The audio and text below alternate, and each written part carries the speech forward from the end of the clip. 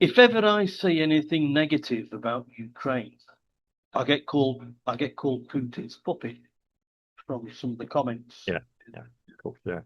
the videos. Or they say I'm reading the propaganda from the old Soviet state. So what must I do to not do this, to not let this happen? Mm. How about if I got the information from a Ukrainian leaning publication about what a Ukrainian politician said? I'll give it a go. He didn't actually say anything we didn't already know, but the fact that he said it was like it came straight out of the horse's mouth. Yeah, And he put a rubber stamp on it. yeah, He was on about the chance of Ukraine paying back Europe for all the money and equipment that EU nations and the UK have been sending it. And the chance of this loan, for want of a better word, would be paid back. How about a fat chance? Or as he put it, no chance. yeah. Former Ukraine Prime Minister Nikolay Azarov came clean and said there is no chance the funds sent to Ukraine will be returned. Azarov said that, quote, loans and Western assistance that amounts to about three-quarters of the state budget of Ukraine are covering the budget deficit, funding arms purchases and sponsoring the Nazi terrorist and corrupt regime. His words, not mine. Yeah. He said that the top dogs in the EU who grant these loans, they know that they won't get their money back. So Yeah. Ursula, she knows it's not going to happen. And this causes some irritation among EU bureaucrats because they know that the money of the European taxpayer is being embezzled in a Yeah. very manner. He explained that within the Ukrainian government there is an organized criminal group that embezzled the funds that Ukraine received as part of these loans. It's the reason why EU ambassadors had a meeting in Kiev with investigators of the National Anti-Corruption Bureau. And as Azarov put it, supported actions to expose corruption in the country. Not that corruption in Ukraine needs to be exposed anymore. They were my words, by the way. Yeah. Yeah. Case. Azarov said Kiev's claims that Russia will pay some kind of reparations someday are just fairy tales. You have to be really short-sighted to believe these fairy tales, he said. Yeah. He said no one will give this money back to the West. Yeah. There's $275 billion of Ukrainian debt. You just cannot pay it back.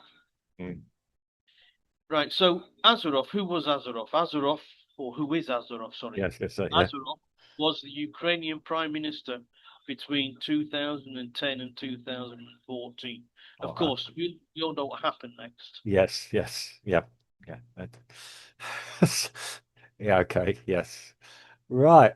Well. Okay. I mean, two sides to this. Okay.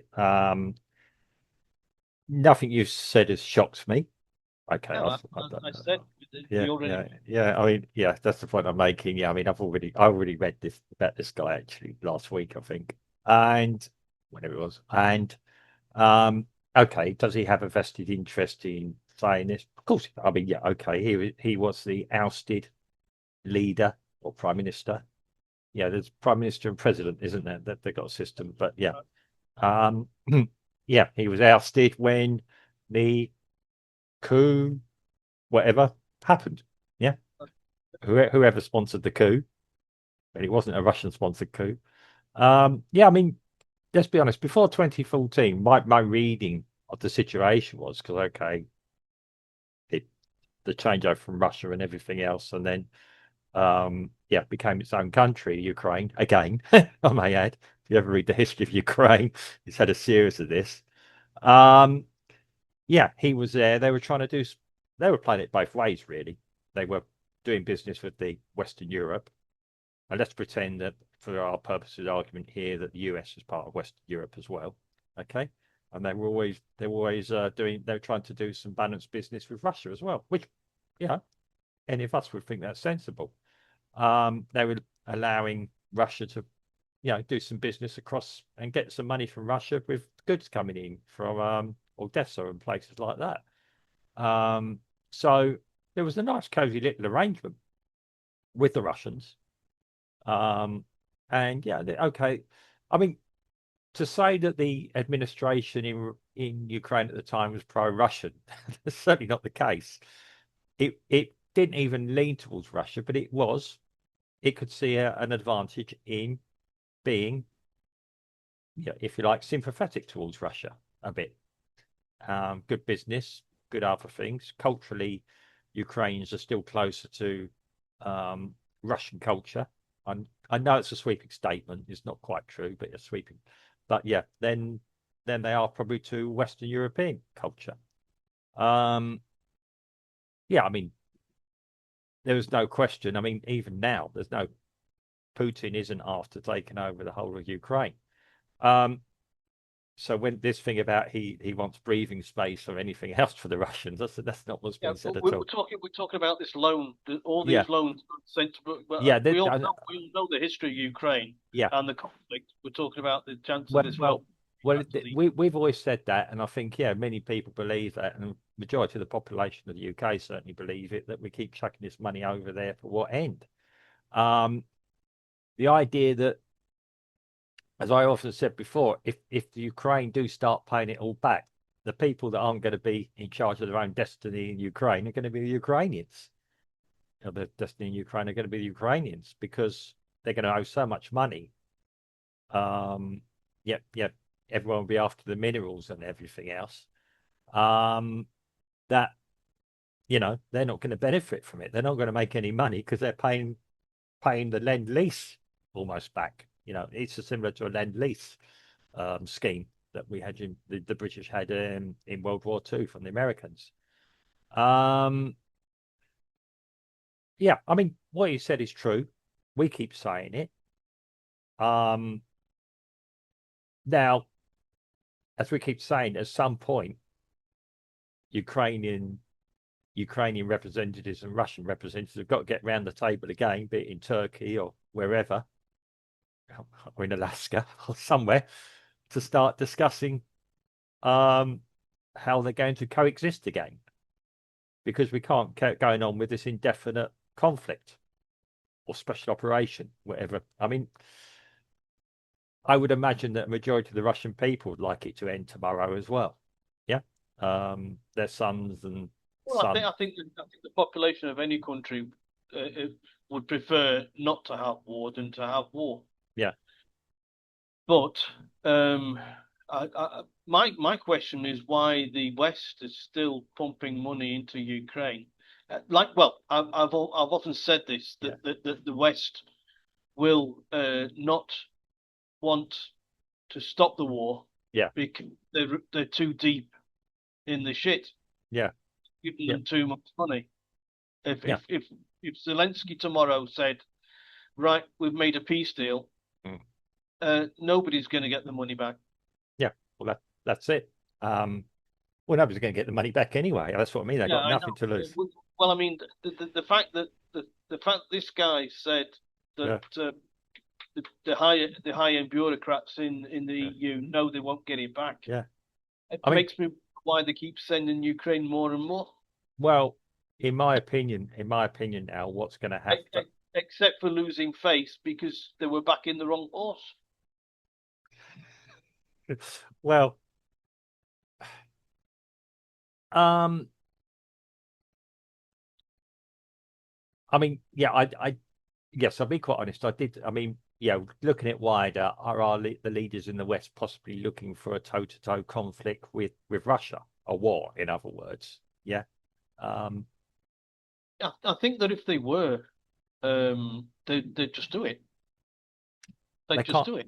I But mean, they done it in the First World War, done it in the Second World War. I don't see why they can't do it in the Third World War. well, I would.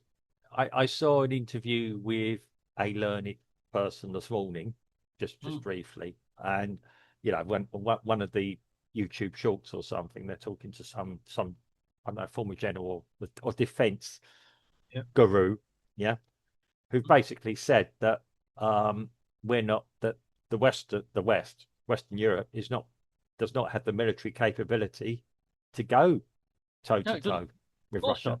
Of course not. I mean, there's more than numbers involved in any military campaign. There's battle readiness.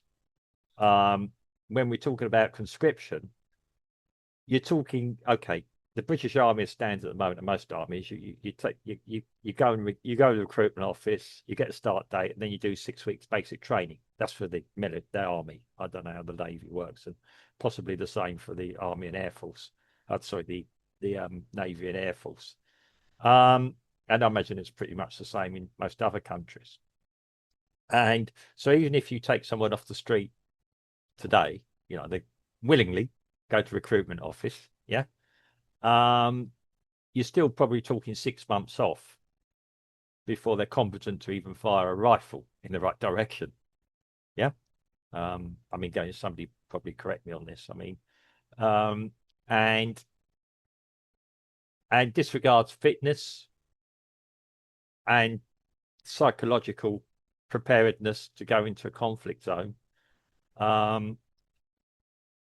The Russians are far more ready for this. I mean, the Russians for years leading up to this, they love their mother country. Yeah. And their recruitment campaigns were all about toughness and everything else. Our recruitment, I mean, and their leaders are tough leaders. I mean, to get anywhere in Russian society, you've got to be a tough guy. Yeah. And so yeah, they are psychologically ready.